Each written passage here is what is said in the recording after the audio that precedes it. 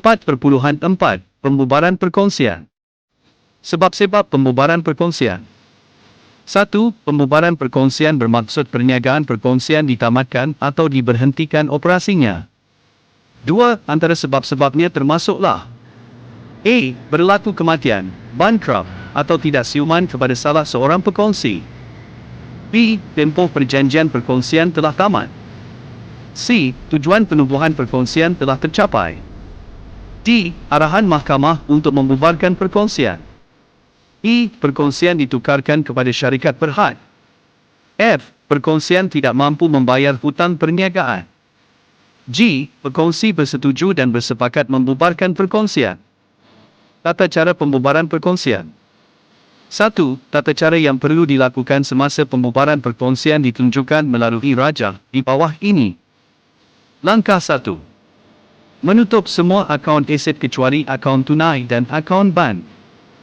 Aset bukan semasa seperti perabot dan alatan pejabat yang dimiliki oleh perniagaan perlu dijual untuk mendapatkan wang tunai.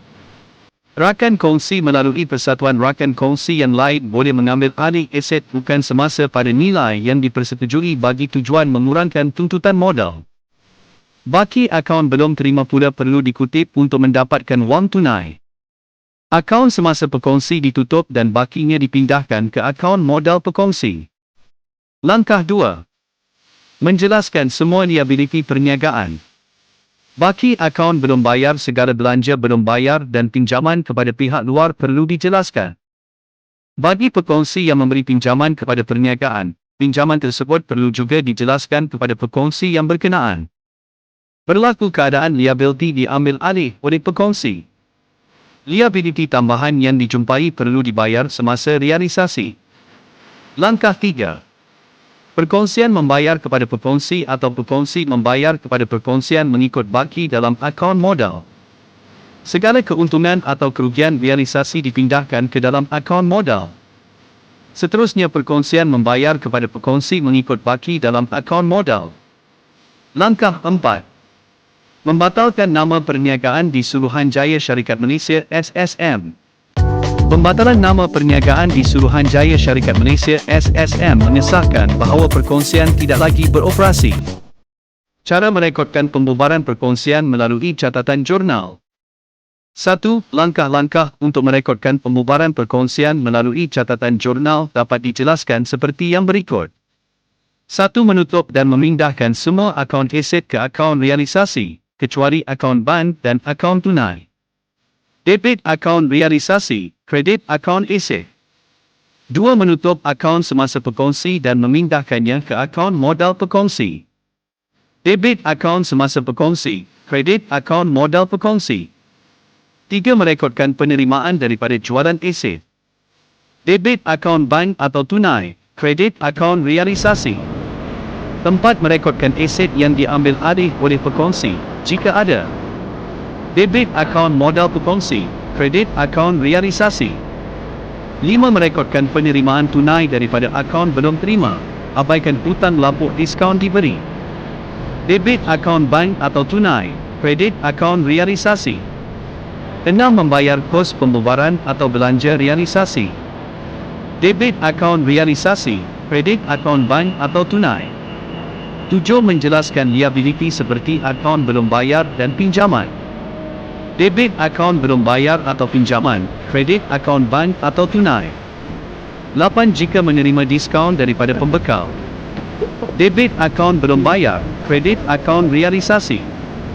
9. Merekodkan liabiliti yang diambil alih oleh perkongsi. Debit akaun belum bayar atau pinjaman, kredit akaun modal perkongsi. 10. Merekodkan liabiliti tambahan yang dijumpai dan dibayar semasa realisasi. Debit akaun realisasi, kredit akaun bank atau tunai. 11. Mengimbangkan akaun realisasi untuk menghitung keuntungan atau kerugian atas pembubaran. A. Keuntungan atas pembubaran. Debit akaun realisasi, kredit akaun modal perkongsi. B. Kerugian atas pembubaran. Debit akaun modal perkongsi, kredit akaun realisasi. 12. Membayar balik modal perkongsi dan menutup akaun bank dan akaun tunai. Debit akaun modal perkongsi, kredit akaun bank atau tunai. 13. Merekodkan kemasukan tunai oleh pekongsi jika mengalami kurangan modal. Debit akaun bank atau tunai, kredit akaun modal pekongsi. Cara merekodkan pembubaran perkongsian melalui akaun realisasi dan akaun-akaun lain yang terlibat. 1. Pembubaran perkongsian melibatkan pembukaan akaun sementara, iaitu akaun realisasi. 2. Antara tujuan akaun realisasi dibuka termasuklah: A. Merekodkan semua aset, kecuali bank, yang ada pada tarikh pembubaran. B. Merekodkan jualan aset, kecuali tunai atau bank.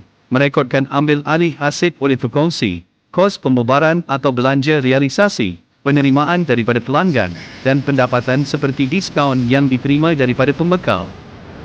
C. Menghitung keuntungan atau kerugian atas pembubaran. D. Membahagikan keuntungan atau kerugian kepada setiap pekongsi berdasarkan kadar yang dipersetujui dalam ikatan perjanjian perkongsian. Format akaun realisasi dapat dilihat di muka surat 332.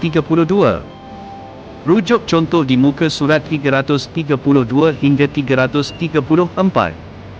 Penyelesaian apabila akaun modal pekongsi berbaki debit di akhir proses pembubaran. 1. Akaun modal pekongsi lazimnya berbaki kredit. Walau bagaimanapun terdapat juga kemungkinan bahawa akaun modal pekongsi berbaki debit.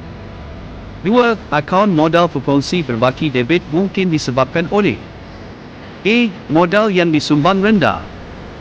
B. Ambilan yang dibuat terlalu banyak. C. Nilai aset yang diambil alih terlalu tinggi. D. Rugi realisasi melebihi baki kreditnya. 3. Oleh itu, pekongsi terpaksa membawa masuk tunai untuk menampung kurangan tersebut.